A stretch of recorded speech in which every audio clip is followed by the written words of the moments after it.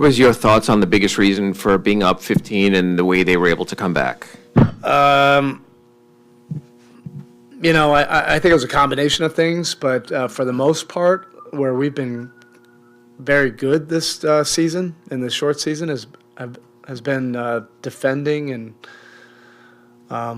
really holding down that side of the court in the fourth quarter.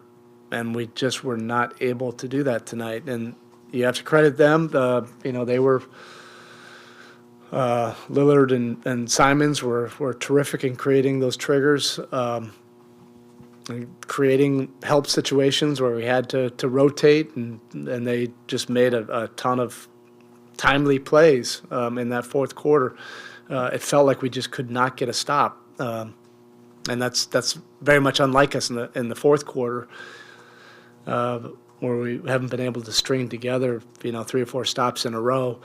That put a little bit more pressure on our offense. We did miss, some decent ones. I think there was about a minute and a half, 2-minute segment, 5 minutes to, around 3 minutes where we're probably a little bit slow initiating into our offense, and that kind of played to their advantage.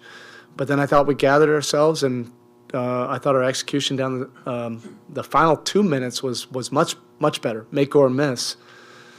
And then, they just made some big shots too. It all looks and feels different when the ball goes in as well, and it just didn't seem like they missed any of those shots, whether it was open or whether we were there and somewhat contesting. They were able to knock down some big ones. On that final play, Portland had one timeout. Was there a feeling like they were going to call a timeout? It was like everything stopped. I was looking at Chauncey. I was looking at Justice. He had the ball out, and everybody just stopped. I don't think the officials knew what was going on. And then they got into Lillard. That play reminded me of the baseline out of bounds play that happened about 4 minutes before that. It felt like it was 15 seconds long. Where Simons hit the catch-and-go floater. This one felt like it was 15 seconds. Lillard going, full court, got the switch, and then made a heady play. I mean, I don't think a lot of players make that play. Particularly Lillard. You want to go for that kill yourself. But that just shows you, the class and IQ and trust and unselfishness and just about winning. He kicked it to an open guy. You probably see that across the NBA. 9 times out of 10, the guy who's dribbling up is going to launch that.